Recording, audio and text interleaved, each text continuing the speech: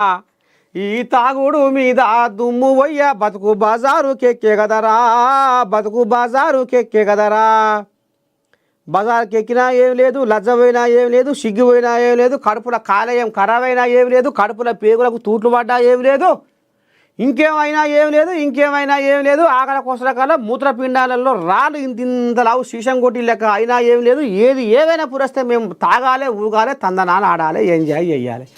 ఇదే కోరుకుంటుంది ఇప్పుడు కొంతమంది నేటి తరం.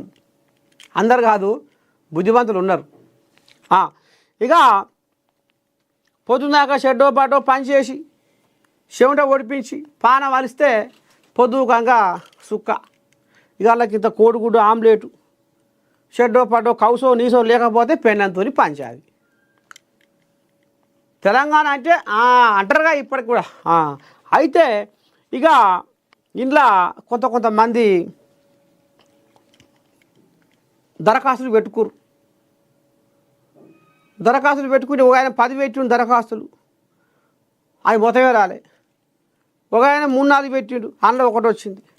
ఒక ఆయన ఒకటే పెట్టిండు, వచ్చింది. ఒక ఆయన 20 పెట్టిండు, లేదు.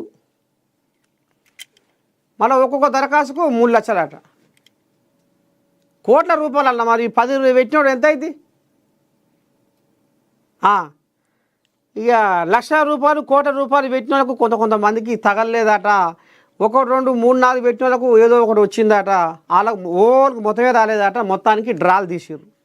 లక్కీ డ్రాలో అదృష్టం కొద్దీ ఇక ఎవరి పట్టకు వాళ్ళు ఇక ఇప్పుడు సంకలు గుద్దుకుంటారు వచ్చిన వాళ్ళు. రానోళ్ళు ఏమో ఏడు ముఖం పెట్టిర్రు. మొత్తానికి తెలంగాణలో మద్యం షాపుల డ్రా ఒడిసిందట.